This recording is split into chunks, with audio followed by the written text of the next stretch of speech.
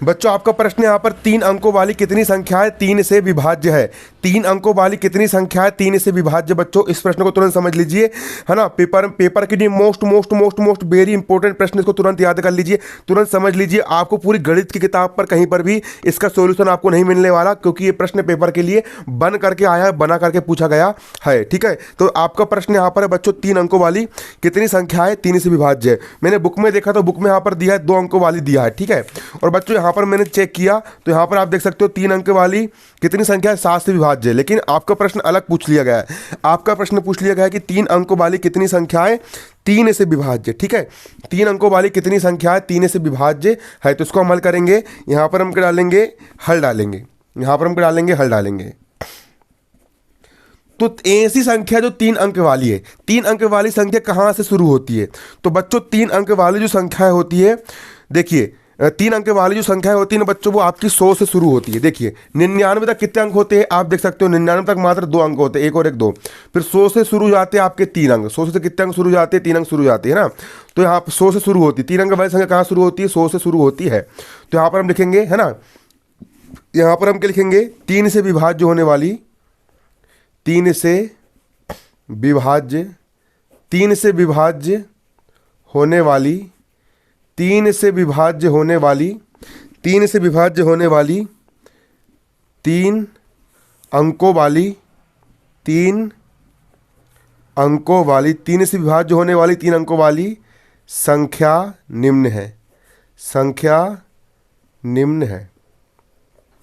तो देखिए सबसे पहले यहाँ पर हम लिखेंगे 3 से विभाज्य होने वाली 3 अंकों वाली संख्या निम्न है। देखो 101 में 3 का भाग जाएगा, नहीं जाएगा। 102 में जाएगा, चल जाएगा। 2 और 1 होता है 3। जिन संख्याओं का योग 3 होता है, 2 और 1 होता है 3, उसमें 3 का भाग चल जाता है। तो पहली संख्या क्या हो जाएगी 3 से भाग जाने वाली 102। 102 यहाँ पर बन जाएगी आपकी समांतर श्रेणी। 102 में कितने अंक है, 102 में यहाँ पर आपके कितने अंक है, 102 में आपके 3 अंक है, 1 2 3, और 3 से भाग चल जाएगा।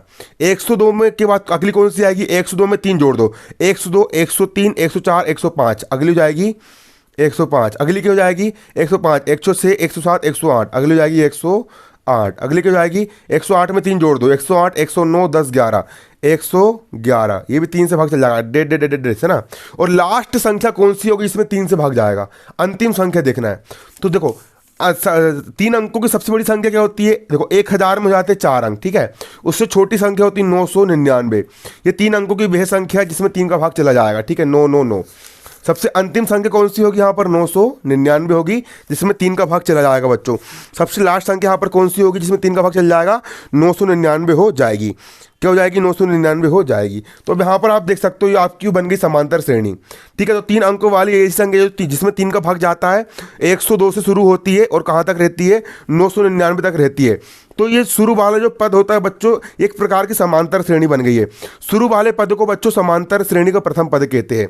तो हम लिखेंगे जहाँ प्रथम पद मतलब पहले पद का मान कितना है 102, जहाँ प्रथम पद ए का मान कितना है 102 है। प्रथम पद ए का मान कितना है बच्चों, प्रथम पद ए का मान यहाँ पर आपका 102 है। तथा सार्व अंतर, अब हम निकाल लेंगे सार्व अंतर। सार्व अंतर होता है डी। सार्व अंतर कैसे निकालोगे, द्वितीय पद माइनस प्रथम पद, अगर दूसरे पद में से पहला पद घटा दिया जाए तो सार्व अंतर निकल करके आता है। 105 में से हम 102 को घटा देंगे, दूसरा पद हो गया 105 और पहला पद हो गया आपका 102। 105 में से हम यहाँ पर 102 को हम घटा देंगे, दूसरा पद माइनस पहला पद, 105 माइनस 102, 105 माइनस 102 घट देंगे तो सार्वंतर डी बराबर हो जाएगा 105 में से 102 गया आपका 3 बचा। तो सार्वंतर डी का मान कितना निकल कर जाएगा, सार्वंतर डी का मान यहाँ पर आपका 3 निकल करके आ जाएगा।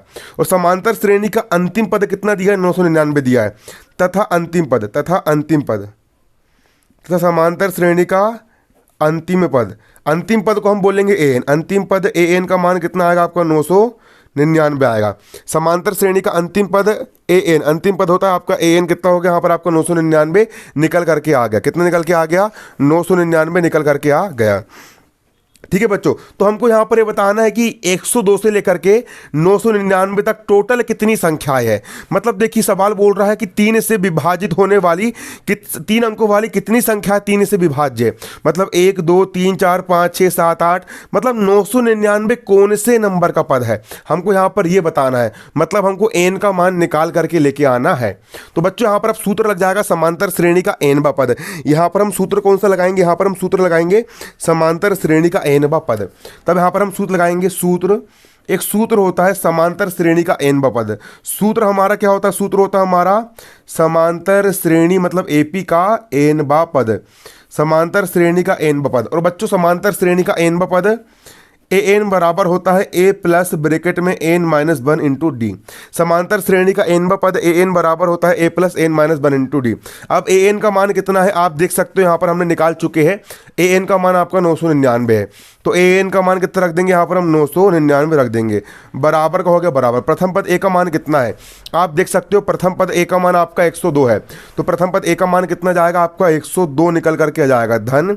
अगला एन का मान कितना है बच्चों, यहाँ पर आपका आप देख सकते हो एन का मान कितना है, एन का मान नहीं पता, एन का हो गया एन माइनस 1 का माइनस 1। और डी का मान कितना है यहाँ पर आपका, डी का मान बच्चों यहाँ पर आपका 3 है, डी का मान कितना है 3 है, तो डी का मान हम कितना रख देंगे 3 रख देंगे।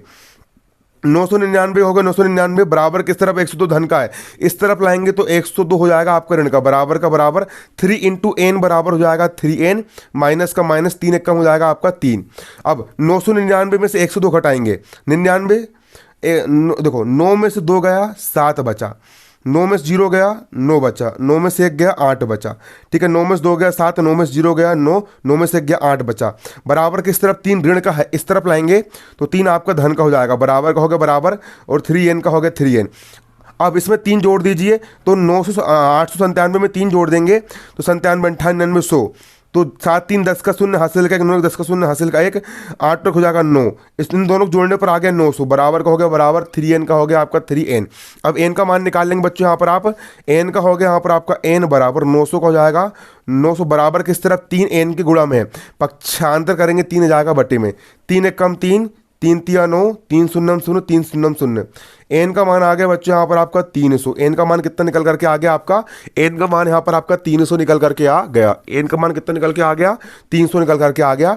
अतः 300 संख्या ऐसी है जो 3 अंक वाली है और 3 से विभाज्य है ना, तो लिख दोगे उत्तर 3, अतः 3 अंकों वाली 300 संख्या 3 से विभाज्य है ना। क्या लिख दोगे यहाँ पर, अतः 3 अंकों वाली, यहाँ लिख दोगे आप अतः 3 अंकों वाली, अतः 3 अंकों वाली, अतः 3 अंकों वाली। इस सवाल को 2 बार प्रैक्टिस कर लीजिए, कल पेपर में आएगा। अतः 3 अंकों वाली 300 संख्या, अतः 3 अंकों वाली 300 संख्या 3 से विभाज्य, किससे 3 से विभाज्य है। अतः 3 अंकों वाली 300 संख्या है किससे विभाज्य है, 3 से विभाज्य है। आप इसका और स्क्रीनशॉट यहाँ पर ले सकते हो बच्चों, ठीक है।